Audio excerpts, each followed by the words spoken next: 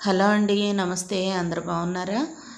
కథాకమనీయం ఛానల్కి స్వాగతం. నేను మీ శైలజ. మన ఛానల్లో మనం మల్లాది వెంకటకృష్ణమూర్తి గారు రచించిన మందాకిని నవల చదువుకుంటున్నాం కదా. ఈరోజు భాగంలో ఏం జరిగిందో చూద్దాం. నాకు వసంత సహాయం చెయ్యలేదు, కానీ నీలా చేయూతనిచ్చుంటే ఈ అలవాట్లను ఎంత దూరం రానిచ్చి ఉండేవాడిని కాదు. అందరిలా మామూలుగా ఉండేవాడిని చెప్పాడు భానుమూర్తి. నేనొకటి అడగనా? మందాకిని అంది. చెప్పు. మీకు చదరంగంలో బాగున్నప్పుడు ఆ పేకాట ఎందుకు? ఇంకా ఆడటం అది పూర్తిగా మానేయొచ్చుగా. అందులో ఎక్సైట్మెంట్ అందులో ఉంటుంది. ఒక్కసారిగా ఏ అలవాటును వదల్లేం కదా. నిజమే, చేసుకున్న అలవాటు పోవాలంటే, దాన్ని పూర్తిగా వదిలించుకోవాలంటే చాలా కష్టపడాలి అంది. నిజమే, నీకెలా తెలిసింది? అడిగాడు భానుమూర్తి. మీ అలవాట్లు చూశాక తెలిసింది. మీ గురించి ఆలోచించడం తప్ప నాకు వేరే పనేం ఉంది? నా గురించి చాలా తెలుసు అన్నమాట నీకు. ఆహా, ఓ ఉదాహరణ చెప్పు చూద్దాం. మీరు పైకి కనిపించినంత దుర్మార్గులు కాదు. మీ అలవాట్లను బట్టి మిమ్మల్ని అందరూ చెడ్డవాళ్ళు అనుకుంటారు. ముఖ్యంగా మా అక్కయ్య పోయాక సమాజంలో మీ మీద అలాంటి భావం అధికమైంది. మీరు ఆ భావాన్ని చెడనీయకుండా నిలబెట్టుకుంటున్నారు. మీరు దుర్మార్గుడు అని అందరూ అనుకోవాలనే భావం చాటున దాక్కుంటున్నారు. ఆ విధంగా మీరు ఇతరుల ముందు మీ ఇన్ఫీరియారిటీ కాంప్లెక్స్ని దాచుకుంటున్నారు. మిమ్మల్ని అంతా దుర్మార్గుడు అనుకోవటం మీకు బాధని కలిగిస్తున్నా దాన్ని లెక్క చేయనట్లు ప్రవర్తించడం అలవాటు చేసుకుంటున్నారు. భానుమూర్తి బదులుగా నవ్వాడు. నిజం కాదా? అడిగింది మందాకిని. అవునో కాదో జవాబు చెప్పలేదు భానుమూర్తి. ఆ రాత్రి మందాకిని దగ్గరగా తీసుకుంటూ, ఈ రాత్రిని తెల్లవారనీకునేస్తాం అనుకున్నాడు. మరో రోజు నేను ఊరు వెళ్ళాలి చెప్పాడు భానుమూర్తి ఆ సాయంత్రం ఇంటికి రాగానే. ఏ ఊరు, ఎప్పుడు? అడిగింది మందాకిని. రేపే, వైజాగ్. దేనికి? నాటకం వేయడానికి. అనుకోకుండా డిసైడ్ అయింది. అక్కడికి వెళ్ళే ట్రూప్ వాళ్ళు రావడం లేదట. అదే నాటకం మేం ప్రాక్టీస్ చేసి ఉన్నాం. దాంతో మాకు పిలుపొచ్చింది. ఎన్ని రోజులుంటారు? 4 రోజులు. మాది ఒక్కరోజే. మిగతా 3 రోజులు ఆంధ్రదేశం నుంచి వచ్చిన మిగతా వారి నాటకాలు చూడాలి కదా. చదరంగం ఆడడానికి కూర్చున్నారిద్దరు, రాజు రాణి. ఏ ఆటకైనా ముఖ్యం. పేకాటలో రాజు రాణి ఉంటారు, అలాగే చదరంగంలో కూడా రాజు రాణి, చివరికి పెళ్ళాటలో కూడా వాళ్ళు ఉండి తీరాలి చెప్పాడు భానుమూర్తి నవ్వుతూ. అలాగా, హుషారుగా ఉన్నారెందుకో తమరివాళ? అడిగింది మందాకిని. ఊరు కదిలి 2 సంవత్సరాలైంది. ప్రయాణం కదా, సరదాగా ఉంటుంది. క్షేమంగా వెళ్ళి లాభంగా రండి. అది పూర్వకాలం కోరికలు. ఇప్పుడు రైలుకి యాక్సిడెంట్ కలగకుండా వెళ్ళి బహుమతితో రండి అనాలి. అశుభం మాట్లాడతారేమిటి? నాకు నీ సూట్ కేసు కావాలి. నాది మామూలుది, నీది విఐపి కదా. ఫ్రెండ్స్ ముందు ఘనంగా ఉంటుంది. తీసుకెళ్ళండి. ప్రత్యేకంగా అడగాల? బట్టలు సర్ది ఉంచు. నిన్ను చదరంగాన్ని 4-5 రోజులు మిస్ అవ్వాలి, తప్పదు. మర్నాడు రైల్వే స్టేషన్కి వెళ్ళబోయే ముందు సూట్ కేసు పైన అతికించి ఉన్న ఇంగ్లీషు అక్షరాలను చూసి చెప్పాడు. ఎన్ఎం అంటే నీదని కనుక్కుంటారు. బాగుండదు, వద్దులే. ఇంతలో ఏం పోయింది, వాటిని తీసేద్దాం అని మందాకిని ఆ అక్షరాలను తీసేసింది. థ్యాంక్స్. మందాకిని చిన్నగా నవ్వింది. ఏమిటి నవ్వుతున్నావు? అడిగాడు భానుమూర్తి ఆ నవ్వులో ఏదో అర్థం స్ఫురించటంతో. ఏం లేదు, ఏదో ఉంది అని సమాధానమే చెప్తోంది. ఏమిటది? మన పెళ్లి కాకముందు మా తమ్ముడు వరంగల్కి వెళుతూ నా సూట్ కేసు కావాలని అడిగాడు. నా వస్తువులు ఇతరులు వాడటం నాకెంత మాత్రం నచ్చదు కాబట్టి వాడెంత బ్రతిమాలినా ఇవ్వనని మొరాయించాను. అలాంటిది ఇవాళ మీకెలా ఇవ్వగలుగుతున్నానా అనిపించింది. నవ్వు వచ్చింది నా ఆలోచనకి. భానుమూర్తి ఎప్పుడో కానీ అలా చెయ్యడు. వంగి మందాకిని సుతారంగా ముద్దు పెట్టుకుని చెప్పాడు. నేను నీకు చాలా రుణపడి ఉన్నానైతే. వసంతలక్ష్మి వాడిన వస్తువు అనుకోకుండా నన్ను చేసుకున్నందుకు. అవునా? ఛీ, మీరు వస్తువేంటి? మందాకిని ఆ సూట్ కేసు కొన్నప్పుడు కంపెనీ వాళ్ళించిన స్ట్రిప్లో నుంచి ఎల్బి అన్న అక్షరాలను తీసి సూట్ కేసు మీద వాటిని అంటించింది. మిలిటరీలో పనిచేసే ఫ్రెండ్ ఒకడున్నాడు, అక్కడ చవకగా వస్తుంది, నీకోటి కొనిస్తాను చెప్పాడు వంగి మళ్ళీ ముద్దు పెట్టుకొని. వసుధ చప్పట్లు కొడుతూ ఆనందంగా ఎగిరి గంతులేసింది ఆ దృశ్యాన్ని చూసి. మందాకిని వసుధను తీసుకొని పుట్టింటికి వెళ్ళింది. అచ్చమాంబ కొత్త సంగతులు తెలిసి ఎంతో సంతోషించింది. అల్లుడి చేత పేకాట మాన్పించావని చెప్పింది వాసంతి. ఆయన పూర్తిగా మానేసినట్లేనా అడిగింది ఆనందంగా. పూర్తిగా కాదు, ఇంకో నెల నెలన్నర పోతే అప్పుడు పూర్తిగా మానేస్తారు. నీకు తెలుసుగా, ఏ అలవాటైనా జలగలాంటిదని ఓ పట్టాన మనిషిని పేల్చకుండా వదలదు. అచ్చమాంబ అడిగింది ఆసక్తిగా. ఇదంతా నీ తెలివేనంటే? అదృష్టం అనమ్మా, చెప్పింది మందాకిని. మళ్ళీ చెప్పింది. ఆ రోజు నువ్వు చెప్పావే అరచేతిలో ఇసుక గురించి, అది మర్చిపోలేదు నేను. అచ్చమాంబ చెల్లెలు ఆ రోజే వచ్చింది. ఆవిడ చెప్పింది, ఈ లోకంలో 2 రకాల మనుషులుంటారు. ఒకరు చెడ్డ అలవాట్లను మానుకోలేనివారు, ఇంకొకరు మానుకోగలవారు. నీ అల్లుడు 2వ తరగతికి చెందినవాడనుకో. ఏం పిల్ల, ఈసారి ఏం అలవాటు మానిపిస్తావు? బదులుగా మందాకిని చిన్నగా నవ్వి, అంతా నా చేతుల్లో ఉన్నట్లే మాట్లాడతావేం పిన్ని అంది. వైజాగ్లో నాటకంలో వేసిన ఆ అమ్మాయి అంతకుముందు పరిచయం లేదు భానుమూర్తికి. అతనికి వదిన రోలు వేసింది. సన్నగా నల్లగా ఉంది. అందరితో కలివిడిగా ఉంటుంది.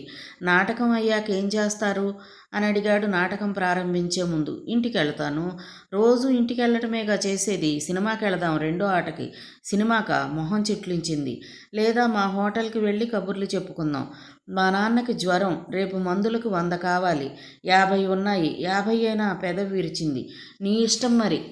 నాటకం అయ్యాక చెప్పింది. హోటల్కి వద్దు కానీ నాకు తెలిసిన ఫ్రెండ్ ఇంటికి వెళదాం. ఓ 20 రూపాయలు ఇవ్వాలి దానికి. సరే పద.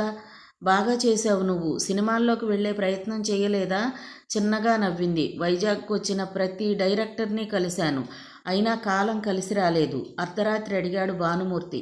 సినిమా వాళ్ళని ఉత్తినే కలిశావా లేక ఇలా కలిశావా? ఏం అని అడిగింది. నీ దగ్గర గొప్ప అద్భుత శక్తి ఉంది. ఇలా స్పెండ్ చేస్తే నో అనలేరు ఏ మగాడైనా. వాళ్లలో అంతా అలాంటి వాళ్ళని ఎందుకు అనుకుంటారు? ఎదురు ప్రశ్న వేసింది ఆ అమ్మాయి. ఎందుకో నిజం చెప్తోందనిపించలేదు భానుమూర్తికి. ఏదో ఒకరోజు పెద్ద హీరోయిన్గా నిన్ను తెర మీద చూసి ఆ అమ్మాయితో నేను ఓ నాటకం వేశానని అన్నా నమ్మరు, చెప్పాడు భానుమూర్తి. బదులుగా సుతారంగా నవ్వింది ఆ నటి. కూతురింటికి హేమాద్రితో వచ్చాడు ఉమామహేశ్వరరావు పండక్కి పిలవడానికి. ముందు గదిలో ఉన్న బల్ల, కొత్త కుర్చీలను చూసి అడిగాడు. అల్లుడు ఇంటికి సామాను ఎప్పటి నుంచి కొంటున్నాడు? పేకాట పూర్తిగా మానేశారు నాన్నగారు. చదరంగం ఆడటానికి కొన్నారు. వసత కోసం వాటర్ ఫిల్టర్ కూడా తీసుకున్నారు. పంపు నీళ్ళకి జ్వరాలు వస్తున్నాయని. పోన్లేమ్మా, వసంత బతికున్నప్పుడు ఇంటికేం కొనరని ఈయన కమ్యూనిస్ట్ అని అదని ఇదని గోల పెట్టేది. ఉగాదికి భోజనానికి పిలవడానికి వచ్చాను, చెప్పాడాయన. వస్తాం నాన్నగారు. అల్లుడు ఇంట్లో లేడు. సాయంత్రం మళ్ళీ వస్తే ఉంటాడా లేదా? ఇంకా వైజాగ్ నుంచి రాలేదా? రేపు ఉదయం వస్తారు. అయినా ఆయనకు అలాంటి పట్టింపులేం లేవు. వస్తాంగా. వాసంతి యోగేంద్రలను కూడా పిలుస్తున్నాను, మీరు తప్పక రండి. ఆయన సందేహంగా ఉండటంతో ఏమిటి నాన్నగారు అంది. భోజనానికైతే పిలుస్తున్నాను, కానీ బట్టల్లాంటివేం కొనలేనమ్మా. అల్లుడికి ముందే చెప్పి ఉంచు. మీ పెళ్ళయ్యాక వచ్చిన మొదటి పండుగ ఇది. ఎదురుచూసి నిరాశ చెందే కంటే ముందే చెప్పడం మంచిది. కొత్తగా చెప్తారేమి నాన్నగారు, నాకు తెలియదా? మా పెళ్ళిళ్ళకి మీరు చేసిన అప్పులు ఇంకా తీరనే లేదుగా. నాకు తృప్తిగా ఉందమ్మా. నీ సంసారం కొంతలో కొంత సజావుగా సాగిపోతుంది. వసంతలా నీ మొహం పీక్కుపోలేదు. వైవాహిక జీవితానికి కోపం బద్ధశత్రువు అని మీరేగా చెప్పింది. అది మర్చిపోలేదు అంది మందాకిని. 2వ రోజు ఉదయం గోదావరి ఎక్స్ప్రెస్లో వచ్చాడు భానుమూర్తి. ఎలా జరిగింది మీ నాటకం? బహుమతేది అని అడిగింది మందాకిని. భానుమూర్తి సూట్ కేసు తెరచి తనకి వచ్చిన మెమెంటోని తీసి చూపించాడు. వెరీ గుడ్, కంగ్రాట్స్ చెప్పింది మందాకిని సంతోషంగా. వసుధకి స్వీట్స్ ప్యాకెట్ ఇచ్చాడు. నాకేం తెచ్చారు అడిగింది మందాకిని. భానుమూర్తి ఆ ప్రశ్నకు సమాధానం చెప్పలేదు. అప్పుడు గమనించింది అతను నిర్లిప్తంగా ఉండటం. ఏం తీసుకురాలేదా? ఫోన్లేండి, భానుమూర్తి మందాకినితో చెప్పాడు. అలా కూర్చో. ఎందుకు? నీతో మాట్లాడాలి. మందాకిని అతని కంఠంలోని సీరియస్నెస్ గమనించి కూర్చుని అడిగింది. ఏం మాట్లాడాలి? నీకు పిల్లలంటే ఎందుకు ఇష్టం లేదు? ఎవరు చెప్పారు ఇష్టం లేదని? భానుమూర్తి కళ్ళల్లో కనపడ్డ క్రోధానికి బెదిరింది మందాకిని. వసుధని సరిగా చూడడం లేదని ఎవరైనా చెప్పారా? అది నా అక్క కూతురేగా, అసలు ఆ సంగతి ఏమిటో చెప్పండి. భానుమూర్తి సూట్ కేసు తెరచి అందులో నుంచి ఓ మందుల స్ట్రిప్ని తీసి మందాకిని ఒళ్ళో పడేశాడు నిశ్శబ్దంగా. తను చేసిన పొరపాటు అర్థమైంది మందాకినికి. దాన్ని చూడగానే నాలిక కొరుక్కుంది. అది గర్భనిరోధక మందు. ఆడవాళ్ళు నెల తప్పకుండా వాడే పిల్స్. వాటిని పొరపాటున సూట్ కేసులో రహస్యంగా కాగితం కింద దాచి మర్చిపోయానన్న సంగతే గుర్తులేదు మందాకినికి. భానుమూర్తి లేకపోవడంతో పిల్స్ సంగతే మర్చిపోయింది. ఎప్పటి నుంచి వాడుతున్నావు వీటిని? ఈ ఇంట్లోకి వచ్చినప్పటి నుంచి కదూ? అవును. దేనికి? నీకు పిల్లలంటే ఇష్టం లేదా, లేక నా వల్ల ఇష్టం లేదా? ప్రస్తుతం వద్దనుకున్నాను. భానుమూర్తి లేచి కోపంగా మందాకిని జుట్టు పట్టుకొని తల అటు ఇటు ఆడిస్తూ అరిచాడు కోపంగా. ఆ సంగతి నాతో చెప్పాలని నీకు తెలియదా? నేను చచ్చాననుకున్నావా? మందాకిని కళ్ళల్లో నీళ్లు తిరిగాయి. నీ భర్తతో చెప్పాల్సిన ముఖ్య విషయం అనుకోలేదా ఇది? మందాకిని ఓ గుటక వేసి చెప్పింది. నిజం చెప్పేస్తాను. మీకున్న చెడ్డ అలవాట్లన్నీ వదిలేక కానీ మనకి పిల్లలొద్దనుకున్నాను. చెడ్డ అలవాట్ల? నా డబ్బుతో నేను తాగి తందనాలాడితే అది ఎవరికి చెడ్డ? నా డబ్బుతో నేనేం చేసినా చెడ్డ అయితే అది నాకు చెడ్డ, కానీ పుట్టబోయే వారికి కాదుగా. ఇంకో సంవత్సరం ఆగాలనుంది నాకు. మీకు చెప్పకపోవడం తప్పే, సారీ. చెప్తే వద్దంటారేమోనని భయం చెప్పింది మందాకిని. గట్టిగా ఊపిరి తీసుకుని వదిలాడు భానుమూర్తి. నువ్వు వద్దనుకుంటే నీ వెంటబడి బ్రతిమాలుతాననుకోకు. జీవితాంతం వీటిని వాడు, నాకేం బాధలేదు. నాకో కూతురుంది, నీకే పిల్లలు లేకుండా పోతారు. సాయంత్రం చదరంగం ఆడటానికి వచ్చినప్పుడు భానుమూర్తిలో ఉదయం ఉన్న కోపం ఛాయామాత్రంగా కూడా లేదు. మామూలుగా ఉన్నాడు. అతనికి ఏ భావము అట్టేసేపు ఉండదని, ముఖ్యంగా గుర్తుండదని అప్పటికే గ్రహించింది మందాకిని. నాన్నగారు వచ్చెళ్ళారు చెప్పింది. ఏమిటిట? ఉగాదికి భోజనానికి రమ్మని పిలిచి వెళ్ళారు. అలాగే. పిలిచి భోజనం పెడతానంటే కాదనంగా మనకి బట్టలు పెట్టలేరు బహుశా. సందేహిస్తూనే చెప్పింది. మీకలా ఇష్టం లేకపోతే మానేద్దాం. పెళ్ళికి చాలా అప్పయి ఉంటుంది. ఎక్కడి నుంచి తెస్తారు? వాళ్ళు పెట్టాలనుకోవడం కూడా భావ్యం కాదు. అన్నట్లు మీ అమ్మ పిండి మిరియం బాగా చేస్తుంది. చామదుంపలేసి చెయ్యమను. చాలా కాలమైంది తిని. భానుమూర్తి ఆటకి కూర్చుంటూ చెప్పాడు. మీకు రుచులు కూడా తెలిసే. నేను పొరపాటును ఉప్పు ఎక్కువ వేసినా పట్టించుకోకుండా తింటారుగా. పొరపాటు అనేది అందరికీ మామూలే. ఆఫీసులో నేను మాత్రం పొరపాటు చెయ్యనా? అంత మాత్రానికే విసుక్కోవాలా? భోజనాలయ్యాక హేమాద్రి బావలిద్దరికీ కిళ్ళీ కొట్లోంచి కిళ్ళీలు కట్టించి తీసుకొచ్చి ఇచ్చాడు. ఇంట్లో తమలపాకులు. హేమాద్రి ఎలా ఉన్నారు బావగారు అంటూ పలకరించడాన్ని బట్టి వాడికి బావగారి మీద కోపం తగ్గిందని గుర్తించింది మందాకిని. యోగేంద్ర అలాంటి వాడని అనుకోలేదు ఎవ్వరు. ఆఖరికి వాసంతి కూడా. మొదటిసారి అత్తగారింటికి వచ్చాను. చేతి రుమాలైనా పెట్టలేదు. కానీ కట్నం లేకుండా అల్లుడొస్తే చులకనైపోతాను. వద్దురా, చులకనైపోతారు. వద్దురా అని మా అమ్మ మొత్తుకుంటున్నా వినకుండా నిన్ను చేసుకున్నాను నవ్వుతూ అందరి ముందే అన్నాడు. వాసంతి ముఖం కోపంతో జేవురించింది. మా నాన్నగారు కష్టపడి ఉపవాసాలుండి తెల్లవారుజామున ముహూర్తాలకు మెలకువగా ఉండి ఏ పెళ్ళో చేయించి సంపాదించిన డబ్బుతో బట్టలు కొనిస్తే గానీ మీరు వేసుకోలేరా? అలా మాట్లాడతారేమిటి? గయ్యమంది. వెన్నకోట వారి అమ్మాయిని చేసుకుని ఉంటే బాగుండేది. ఆ అమ్మాయి తండ్రి అడ్వకేట్. మీ నాన్నలా కష్టపడకుండా సంపాదిస్తారు. మిమ్మల్ని ఎవరూ దేబిరించలేదు ఇక్కడ చేసుకోమని. వెన్నకోట వారి అమ్మాయినే చేసుకోలేకపోయారా? ఏమిటమ్మా నీవు చిన్నపిల్లలా? మందలించాడు ఉమామహేశ్వరరావు. చూడండి నాన్నగారు. వాసంతి ఏదో చెప్పబోతుంటే మళ్ళీ శాంతంగా చెప్పారాయన. నిన్నేమైనా అన్నా ఆ హక్కు ఒక్క నీ భర్తకే ఉంటుందమ్మా. ఆయనకు ఆ హక్కు లేకుండా తీసేయదలుచుకున్నావా? అయ్యదేవర వారి కోడలు గడుగ్గా అనిపించుకోవడంలో గొప్పదనం లేదమ్మా. సామాన్యురాలు అనిపించుకోవాలి. గుర్తుంచుకో. ఇంటికొచ్చాక భర్తతో చెప్పింది మందాకిని మనస్ఫూర్తిగా. యోగి కన్నా మీరే చాలా మంచివాళ్ళండి. చిన్నగా నవ్వాడు భానుమూర్తి. నాకన్నా ఆయన చాలా విషయాల్లో మంచివాడని మర్చిపోకు. అన్నట్లు నీకు ఉత్తరం రాశాను, ఎలా ఉందది? అడిగాడు. ఉత్తరమా? అవును, వైజాగ్ నుంచి. ఇంటి అడ్రస్కే రాశారా? అవును. రాలేదే. నీకు ఉత్తరం రాయాలనే కోరిక తీరుతుందనుకున్నాను వైజాగ్ వెళ్తూ. పూర్తిగా తీరనే లేదు. ఉత్తరాలు రాయడం అంటే మీకు సరదానా? బాగా. కానీ ఆ అవసరం ఎప్పుడూ రాలేదు. కొంతకాలం ఓ ఆస్ట్రేలియన్ అమ్మాయితో ఫ్రెండ్షిప్ చేశాను. పెళ్ళయ్యాక రాయలేదు ఇక. ఫోన్లేండి. నాటకం కోసం మళ్ళీ ఊరు వెళ్ళరా ఏమిటి? మా పుట్టిల్లు ఇంకో ఊర్లో ఉంటే మీరు ఉత్తరం రాయడానికైనా వెళ్ళి ఉండేదాన్ని. నవ్వాడు భానుమూర్తి. ప్రయోజనం ఉండదు అన్నాడు. మందాకినికి 2 రోజులుగా చీదరగా ఉంది. బాత్రూంకి వెళ్ళినప్పుడల్లా ఇబ్బందిగా ఉంటుంది. మొదట్లో దాన్ని అంతగా పట్టించుకోలేదు. తర్వాత పట్టించుకోవాల్సి వచ్చింది. భర్త ఆఫీస్కి వెళ్ళాక ఆ రోజు వసుధను తీసుకుని పుట్టింటికి వెళ్ళింది. తండ్రి బయటకు వెళ్ళాడు. ఆయన వచ్చేదాకా వెయిట్ చేసింది. మీకోసమే చూస్తోంది చెప్పింది అచ్చమాంబ. ఏమిటి అడిగారు ఆయన. నన్నోసారి డాక్టర్ దగ్గరికి తీసుకెళ్ళాలి నాన్నగారు చెప్పింది మందాకిని కొద్దిగా సిగ్గుగా. ఓ అలాగే తల్లి అని తండ్రి సంధ్యవార్చి భోజనం చేసేదాకా ఆగింది. ఇద్దరూ డాక్టర్ ఇంటికి వెళ్ళారు. ఉమామహేశ్వరరావు ఎదురు చూస్తున్నట్లుగానే భోజనానికి ఇంటికొచ్చాడు ఆ డాక్టర్. పంతులు గారు నమస్తే రండి ఆప్యాయంగా ఆహ్వానించాడు డాక్టర్. యోగక్షేమాలు అయ్యాక చెప్పాడు ఉమామహేశ్వరరావు. ఇది నా 2వ కూతురు. పెళ్ళై 5 నెలలైంది. ఓసారి దాన్ని పరీక్షించాలి ముసిముసిగా నవ్వి చెప్పాడు ఆయన. ఏమ్మా ఏమిటి బాధ అడిగారు ఆయన ఎగ్జామినేషన్ టేబుల్ వైపు దారి తీస్తూ. సిగ్గుపడింది మందాకిని. పర్వాలేదమ్మా వెళ్ళు చెప్పాడు ఉమామహేశ్వరరావు. మెన్సెస్ ఆఖరిసారి ఎప్పుడైంది? వారం క్రితం. అంటే ఆ అనుమానం కాదన్నమాట.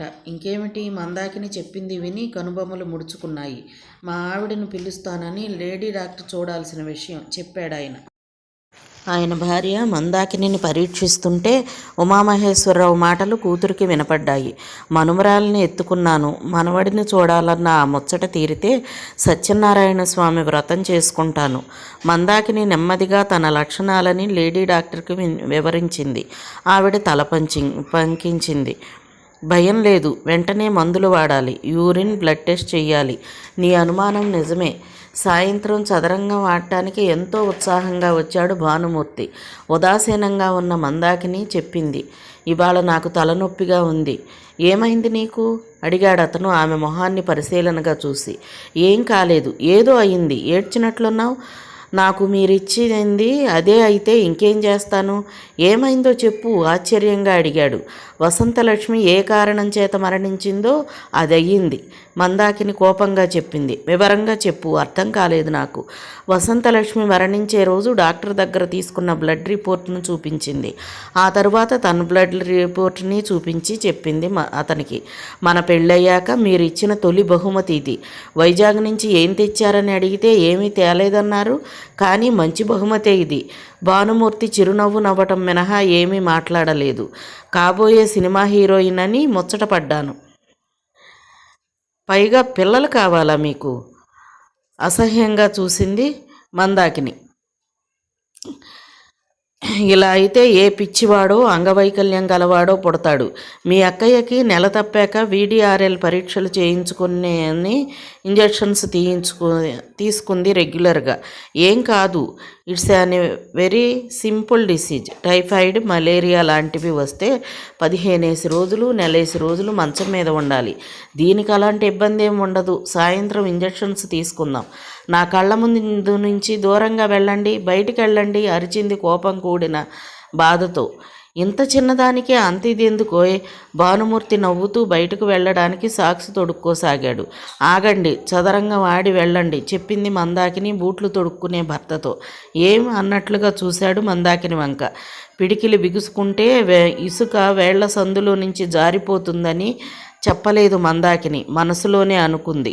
చదరంగం బోర్డు ముందు కూర్చుని నిశ్శబ్దంగా పావులను వాటి స్థానాల్లో అమర్చసాగింది. భానుమూర్తి పావు కదిపాక చెప్పింది, ఇంకెప్పుడు నా suit case తీసుకెళ్ళకండి.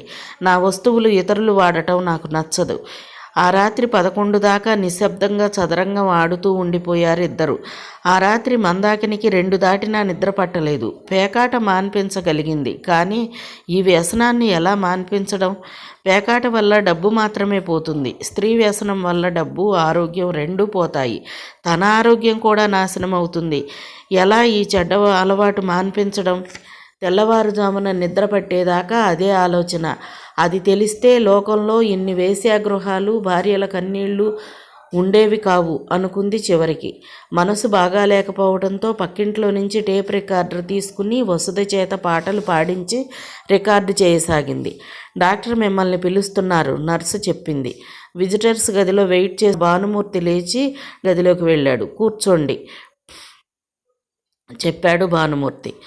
Nurse blood urine report తెచ్చి డాక్టర్కి ఇచ్చింది. ఆయన నర్సుకి ఏం ఇంజెక్షన్ ఇవ్వాలో చెప్పి భానుమూర్తితో చెప్పాడు. భయంకరమైన రకాలున్నాయి ఈ వ్యాధుల్లో. సాధ్యమైనంత వరకు మీరు వీటికి దూరంగా ఉండడం మంచిది. వరుసగా రోజు ఓ ఇంజెక్షన్ చొప్పున 4 రోజులు, తర్వాత రోజు విడిచి రోజు చొప్పున 4 రోజులు చేయించుకున్నాడు భానుమూర్తి. మళ్ళీ బ్లడ్ యూరిన్ టెస్ట్ చేశారు. రేపు సాయంత్రం రండి. ఈ పాటికి మీకు క్యూర్ అయి ఉండాలి. కన్ఫర్మ్ చేసుకుందాం చెప్పాడు డాక్టర్. మర్నాడు సాయంత్రం వెళ్ళాడు భానుమూర్తి. బ్లడ్ రిపోర్టు చూసి డాక్టర్ ముఖం చిట్లించాడు. నర్సును పిలిచి ఏదో చెప్పాడు. మళ్ళీ బ్లడ్ యూరిన్ ఇచ్చి వెళ్ళండి, 2 రోజులు ఆగి రండి చెప్పాడు. అలాగే చేశాడు భానుమూర్తి. ఇదివరకు పెన్సిలిన్ ఇచ్చాను మీకు, దానికి లొంగలేదు. ఈసారి టెట్రాసైక్లిన్ ఇంజెక్షన్స్ ఇస్తాను. నర్సు చెప్పినట్లు వచ్చి తీసుకోండి. పెన్సిలిన్కి క్యూర్ అవుతుందిగా చెప్పాడు భానుమూర్తి. ఒక్కోసారి కాదు. భానుమూర్తి మళ్ళీ 10 రోజులకు వచ్చాడు. రోజు ఇంజెక్షన్స్ తీసుకున్నాడు. తర్వాత డాక్టర్ ఊరెళ్ళాడు. వారం తర్వాత డాక్టర్ ఊరు నుంచి వచ్చాక బ్లడ్ రిపోర్టు చూపించాడు భానుమూర్తి. రిపోర్టులో తనకు ఆ వ్యాధి ఇంకా ఉన్నట్లుగా ఉంది. డాక్టర్ ఆ రిపోర్టు చదివి ఆలోచనగా చూశాడు భానుమూర్తి వంక. లేచి ఓ మెడికల్ పుస్తకం తీసి చదివాడు. What is the problem doctor అడిగాడు భానుమూర్తి. ఏం లేదు, రేపు ఉదయం ఓసారి గాంధీ హాస్పిటల్కి వచ్చి మీ బ్లడ్ యూరిన్ శాంపిల్స్ ఇచ్చి వెళ్ళండి. అక్కడ అడ్వాన్స్డ్ మెథడ్స్ ఉన్నాయి వాటిని పరీక్షించడానికి. భానుమూర్తి ఆయన చెప్పినట్లే చేశాడు. రిజల్ట్ వచ్చింది. మీకు చెడ్డ వార్త చెప్పాడు డాక్టర్ విచారంగా. ఏమిటి? మొదటిసారిగా భానుమూర్తికి అనుమానం కలిగింది. మీరు కొన్ని ప్రశ్నలకు సమాధానాలు చెప్పాలి. అడగండి. ఈ వ్యాధి మీకు ఎవరి వల్ల సోకింది? ఓ అమ్మాయి. ఎవరా అమ్మాయి? అంటే వేశ్య? దాదాపుగా అలాంటి వ్యక్తే అనుకున్నాను చెప్పాడు డాక్టర్ చిన్నగా నిట్టూర్చి. అవును, మీకెలా తెలుసు అడిగాడు ఆయన ఆశ్చర్యంగా. తెలుసు. ఇదివరకు ఎప్పుడైనా మీకు ఈ వ్యాధి అంటుకుందా? చాలాసార్లు. అప్పుడే మందులు వాడారు? పెన్సిలిన్ వాడాను. ఆయన పెన్సిల్తో టేబుల్ మీద టకటకా కొట్టాడు ఆలోచనగా. బ్యాడ్ లక్ చెప్పాడు. ఏమిటన్నట్లు చూశాడు భానుమూర్తి. మీకు ఈ వ్యాధి గురించి బాగా తెలుసా అడిగాడు ఆయన కాసేపాగి. తల అడ్డంగా ఊపాడు భానుమూర్తి. భానుమూర్తి శ్రద్ధగా వింటున్నాడు ఆయన చెప్పేది. మీ ఒంట్లోని ఈ వ్యాధిని సృష్టించిన ఆర్గానిజంకి పెన్సిలిన్ అంటే అలాంటి ఇమ్యూనిటీ ఏర్పడింది. అందుకే ఎన్ని ఇంజెక్షన్స్ ఇచ్చినా తగ్గలేదు. నెక్స్ట్ ఆల్టర్నేటివ్ టెట్రాసైక్లిన్, దానికి లొంగలేదు. భానుమూర్తి చిన్నగా దగ్గాడు. ట్రాజడీ ఏమిటంటే ఆ 2 మందులు తప్ప ప్రపంచంలో ఈ వ్యాధికి నివారణకి సరైన మందు ఇంకోటి లేదు. భానుమూర్తి మొహంలో స్వల్పంగా భయం తొంగి చూసింది. అయితే ఎట్లా? అదే నాకు అర్థం కావడం లేదు ఏం చేయాలో. ఈ రకం మన దేశానికి సంబంధించిన వ్యాధి కాదు ఇది. యూరోపియన్ దేశాల్లో అధికం. దీనికి మందులు కనిపెట్టాలని 10 ఏళ్లుగా ప్రయత్నం చేస్తున్నారు. కానీ విజయం సాధించలేదు ఎవ్వరు. భానుమూర్తికి ఏం మాట్లాడాలో పాలుపోలేదు. సారీ, ఇమ్యూన్ సిఫిలిటిక్ పేషెంట్ మీరు. మీ వ్యాధికి మందు లేదు. భానుమూర్తికి తను ఓ రాత్రంతా గడిపిన ఆ వేశ్య గుర్తొచ్చింది. వైజాగ్లో ఉండటం చేత విదేశీ ఓడ వచ్చినప్పుడల్లా అందులో ప్రయాణం చేసేవాళ్ళు ఓడ దిగి వేశ్యల దగ్గరకు వెళ్ళడమో లేదా వాళ్లనే రప్పించుకోవడమో అని ఆమె చెప్పిన సంగతి గుర్తొచ్చింది. అంటే ఈ వ్యాధి ఆ వేశ్యకి విదేశీస్తుల నుండి సంక్రమించి ఉండాలి. అతని గుండె గుబేలుమంది. మనసు భయంతో వణికింది. ఇంతకాలం ఈ వ్యాధులకు మందులున్నాయనుకున్నాను చెప్పాడు ఎండిపోయిన గొంతుతో. ఉండేవి అనాలి. ఇమ్యూనిటీ డిసీజెస్కి లేవు. వాటిని గురించి చాలా తక్కువ మందికి తెలుసు. ఎలా మరి? మీరు ఎంతకాలంగా వేశ్యల దగ్గరకు వెళ్తున్నారు అడిగాడు ఆయన. 7-8 సంవత్సరాలుగా. 7-8 సంవత్సరాలుగా ఈ వ్యాధి వస్తుంటే నయం చేసుకుంటూ వస్తున్నారా ఆశ్చర్యంగా అడిగాడు డాక్టర్. అవును. అది ఎంత ప్రమాదమో మీకు తెలియదా? ప్రమాదమా? ఎలాంటి ప్రమాదం?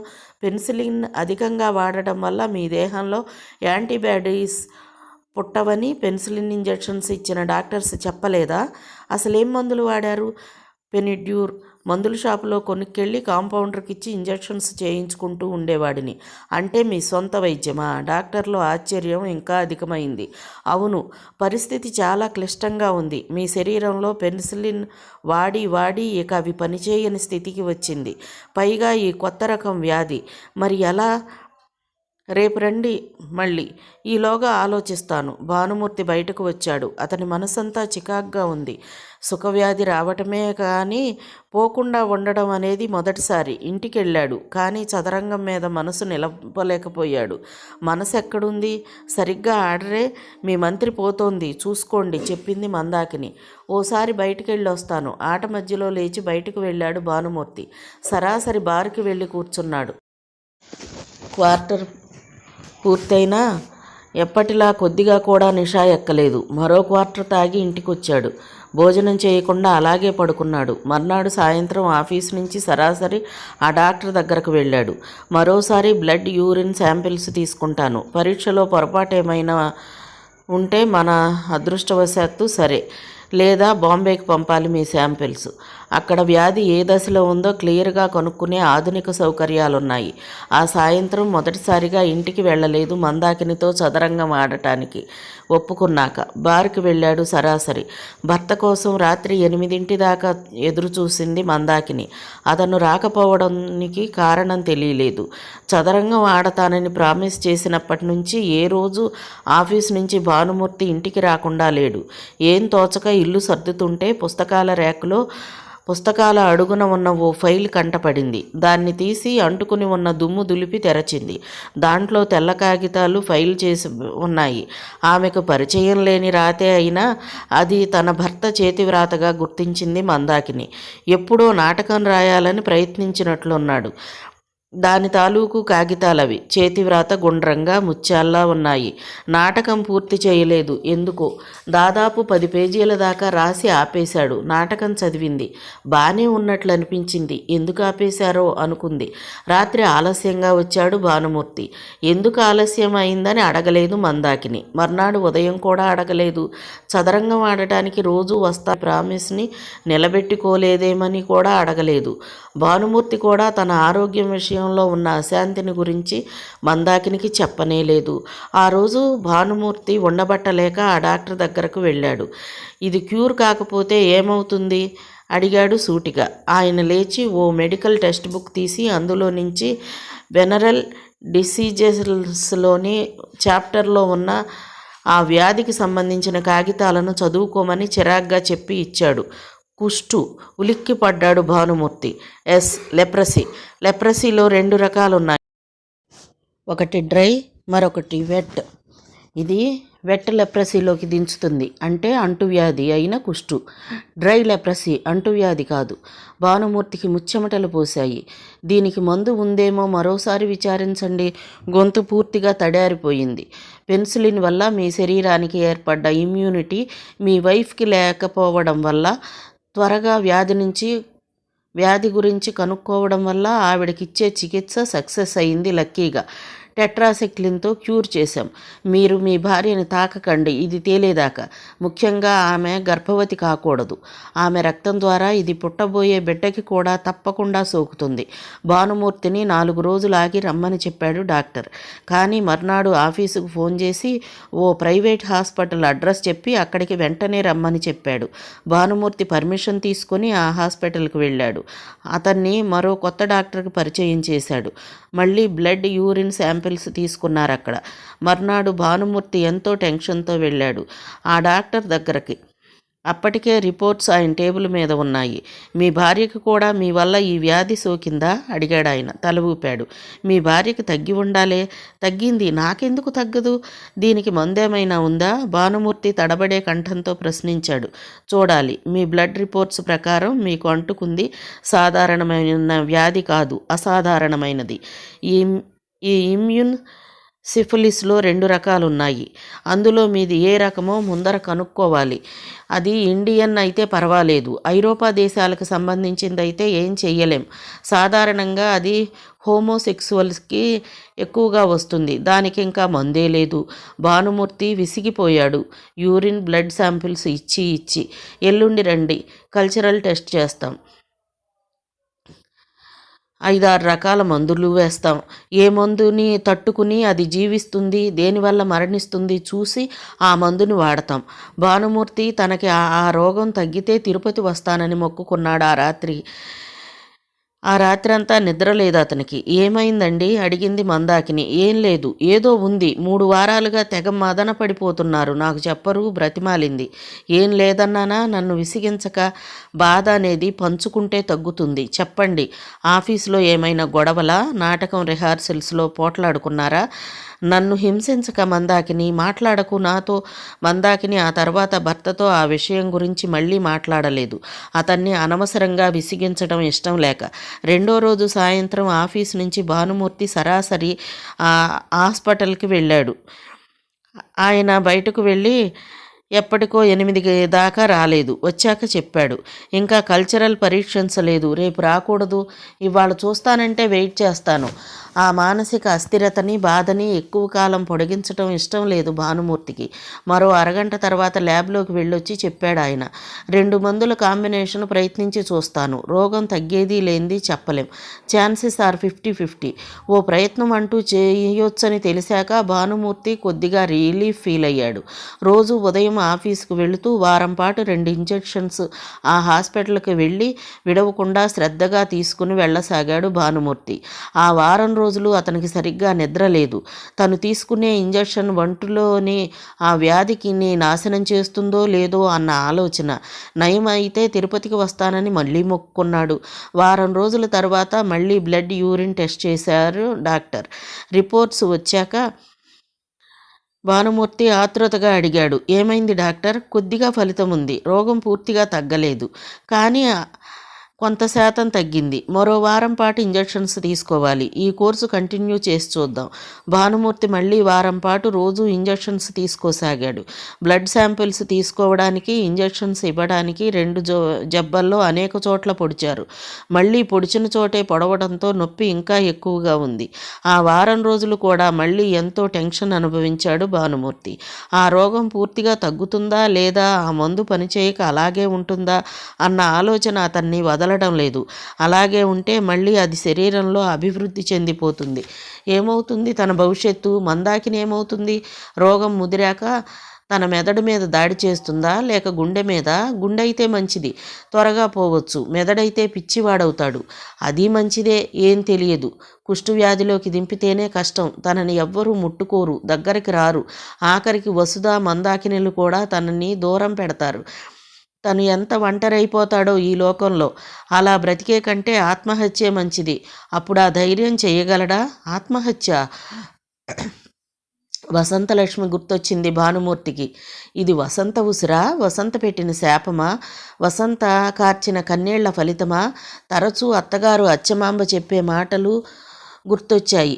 ఆడవాళ్ల కన్నీళ్లని దేవుడు లెక్క పెడతాడు, నీ భార్యను ఏడిపించకు. నిజంగా దేవుడు తన వల్ల తన భార్యలిద్దరూ కార్చిన కన్నీటి బొట్లని లెక్క పెట్టాడా? పెట్టి ఈ శిక్ష విధించాడా? కన్నీళ్లను తుడుచుకున్నాడు. వారం గడిచాక భానుమూర్తి మానసికమైన దిగులుతో 2 కిలోల బరువు తగ్గాడు. పైగా అన్నం సహించకపోవడంతో కడుపు నిండా తినేవాడు కాడు. మందాకిని ఎందుకలా ఉన్నారంటే గయ్యమనేవాడు. ఏం సమాధానం చెప్పాలో తెలియక. మళ్ళీ బ్లడ్ తీసుకున్నారు పరీక్షకి. ఈసారి బ్లడ్ రిపోర్ట్ చూసి చెప్పాడు డాక్టర్, ప్రోగ్రెస్ ఉంది. అంటే పూర్తిగా తగ్గలేదా అడిగాడు నీరసంగా. తగ్గింది, ఇంకో 2% ఉంది. ఇక ఇంజెక్షన్స్ అవసరం లేదు, క్యాప్సిల్స్ రాసిస్తాను. రోజుకి 2 చొప్పున ఓ 15 రోజులు వాడండి. ఆ తర్వాత ఫైనల్గా చెప్తాను. ఇంక తిరగబెట్టదుగా అనుమానంగా అడిగాడు భానుమూర్తి. అలా అని ఆశిద్దాం, ఇది మొండి వ్యాధి కదా, చెప్పలేం. కొద్దిగా ఉత్సాహం ప్రవేశించింది భానుమూర్తిలో. తనకి ఇంకేం కాదని, మిగిలి ఉన్న ఆ కాస్త వ్యాధి కూడా తగ్గిపోతుందని అనుకోవడంలోనే సుఖం ఉంది కాబట్టి శ్రద్ధగా ఆ మాత్రలు రోజు వేసుకుంటూ తగ్గుతోంది అనుకోసాగాడు. దేనికండి ఈ క్యాప్సిల్స్? ఓ రోజు చూసి అడిగింది మందాకిని. ఆరోగ్యంగా ఉండటానికి చెప్పాడు. బలానికా? అవును, అందుకే. అలా అయితే రోజు గుర్తు చేస్తాను, మర్చిపోకుండా వేసుకోండి. ఈ మధ్య ఎంత చిక్కిపోయారో తెలుసా? ఆ నాటకాల గొడవల్లో పడి భోజనం కూడా సరిగ్గా చేయడం లేదు మీరు. ఇంట్లో భార్యనే మరో మనిషి ఉందని కూడా గుర్తు లేదు మీకు, దిగులుగా చెప్పింది. 2 వారాల తర్వాత ఆ డాక్టర్ బ్లడ్ రిపోర్ట్స్ చూసి సంతృప్తితో కూడిన చిరునవ్వుతో, now you are all right mister Bhanumurthy, బ్లడ్లో నెగిటివ్ రిపోర్టు ఉంది. ఎందుకైనా మంచిది, ఆ క్యాప్సిల్స్ని మరో వారం 10 రోజులు కంటిన్యూ చేయండి. Then you will be perfectly all right. ఇంకా ఇది తిరగబెట్టదుగా భానుమూర్తి అడిగాడు. నో నెవ్వర్, తృప్తి నెట్టూర్చాడు భానుమూర్తి. జీవితంలో అంత రిలీఫ్ ఎప్పుడూ అనుభవించలేదతను. ఇంకోసారి మళ్ళీ ఇది మీకు వస్తే ఈ చికిత్సకు కూడా ఆస్కారం ఉండదు. అప్పుడు ఆ రోగక్రిములని ఈ మందులతో అదుపులో పెట్టలేం. ఈ 2 మందులు పనిచేయడమే అదృష్టం మొదటి నుంచి. నిజానికి నాకు నమ్మకం లేకపోయినా ప్రయత్నించడంలో నష్టం లేదని ఇచ్చాను. ఈ సంగతి గుర్తుంచుకోండి. అలాగే డాక్టర్, ఎన్నిసార్లు బిల్లు గురించి అడిగినా మీరు చివరికి అంటూ చెప్తున్నారు. ఆయన తన రివాల్వింగ్ చైర్లో వెనక్కి వాలాడు. చిన్నగా నవ్వి చెప్పాడు, నిజానికి నేను మీ కేసు టేకప్ చేసి ఉండేవాడిని కాను. దానికి కారణం మీ మామగారు. ఆయన మీకు తెలుసా? ఆశ్చర్యంగా అడిగాడు భానుమూర్తి. బాగా తెలుసు. మా ఇంట్లో ప్రతి శుక్రవారం దీపం పెట్టి పూజ చేసేది ఆయనే. ఆయనకి నా మీదుండే వాత్సల్యం వల్ల మీకు ట్రీట్మెంట్ చేశాను. ఫీజు అవసరం లేదు. అది మీ నెల జీతం కన్నా ఎక్కువ. భరించలేరు. అయితే ఈ సంగతులు మా మామగారికి తెలుసా? అడిగాడు భానుమూర్తి. ఇంకా నయం, ఈ సంగతి చెప్పి ఉంటే ఆయన బాధని ఎవ్వరూ చూడలేకపోయేవాళ్ళం. చాలా సున్నిత మనస్కులు ఉమామహేశ్వరరావు గారు. మీకు నయం అయిందని చెప్పాను, కానీ ఇన్ని వారాలుగా ట్రీట్మెంట్ జరిగిందని చెప్పలేదు. మీరు ఆయనతో అనకండి. అలాగేనండి చెప్పాడు భానుమూర్తి తృప్తిగా. అతనికి కొద్దిగా సంతోషంగా కూడా ఉంది. ఆయనకి తెలియదంటే, ఆయనకి తెలియకపోతే తను ఎంత భయంకరమైన వ్యాధి నుంచి బయటపడ్డాడో మందాకినికి కూడా తెలిసే అవకాశం లేదు. ముందు ముందు జాగ్రత్తగా ఉండండి. సుఖవ్యాధులలో రకరకాలవి కొత్తవి పుట్టుకొస్తున్నాయి. వాటి వల్ల దుష్ఫలితాలు అధికంగా ఉంటాయి. పెన్సిలిన్ తీసుకుంటే తగ్గిపోతుంది అనుకోకండి చెప్పాడు డాక్టర్. మరో 10 రోజుల దాకా ఎంత కోరికగా ఉన్నా భానుమూర్తి మందాకిని దగ్గరకు తీసుకోలేదు. ఆ క్యాప్సిల్స్ వేసుకోవడం పూర్తయ్యేదాకా ఆగాలనుకున్నాడు. తన శరీరంలో ఏ మూలో ఏ పావు శాతమో ఆ వ్యాధి క్రిములు దాక్కుని తిరిగి మందాకిని శరీరంలో ప్రవేశిస్తాయనే భయంతో ఆ 2 నెలలు భానుమూర్తి జీవితంలో అతి భయంకరమైన కాలం. ప్రతి క్షణం వసంతలక్ష్మి మరణించినప్పటికన్నా తనకు ఆ వ్యాధి నయం కాకపోతే ఏమైపోతానోనన్న బాధ రంపంలా కోసింది అతన్ని. ఎవరితోనూ పంచుకోలేని బాధ అది. తనలో తాను మింగుకోలేడు. నరకయాతన పడ్డాడు మానసికంగా. ఆ వ్యాధి పూర్తిగా నయమైందని డాక్టర్ నిర్ధారణ చేశాక భానుమూర్తి మనసు ఎంతో ప్రశాంతతకి లోనైంది. అది తగ్గితే తిరుపతి వస్తానని మొక్కుకున్న సంగతి మర్చిపోలేదు. మందాకినితో చెప్పాడు, 4 రోజులు సెలవు పెడుతున్నాను, తిరుపతికి వెళ్ళొద్దాం. మొక్క అడిగింది నీతో ప్రయాణం చెయ్యాలని. రిజర్వేషన్ చేయిస్తాను. వసుదని మీ అమ్మగారి దగ్గర ఉంచి వెళదాం. ఏం దాన్ని తీసుకెళదాం? చిన్నపిల్ల, మనకి ఇబ్బంది. పర్వాలేదు. సూట్ కేసులో బట్టలు సర్దడానికి దాన్ని తెరిచింది మందాకిని. భర్త బనీను క్రింద ఉన్న ఇన్లాండ్ లెటర్ని బయటకు తీసి చూసింది. పోస్టు చెయ్యని ఆ లెటర్ మీద తన అడ్రస్సే రాసి ఉంది. అది భర్త చేతి వ్రాతగా గుర్తుపట్టింది మందాకిని. ఆ ఉత్తరం పోయిందనే అతను బాధపడింది. చింపి తెరచి చదివింది గబగబా. ప్రియనేస్తం, అనుభూతుల అల్లికల తెలివెన్నెల కురిసే వెండి కొండ అంచున శిథిలమైన కోవెల పక్కనే వసంతం.